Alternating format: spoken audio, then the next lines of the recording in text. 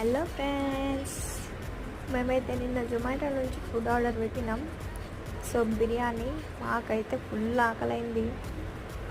బిర్యానీతో పాటు onions and chicken soup and ఒక కేక్ కూడా ఇచ్చిండు. ఏమన్నా ఆఫర్ ఉంది కావచ్చు నిన్న. సో చూడండి, మూత తీయంగానే ఎంత బాగుందో.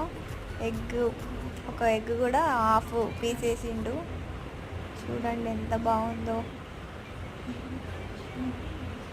ఇక టేస్ట్ విషయానికి వస్తే మాత్రం ఎక్సలెంట్ ఉంది.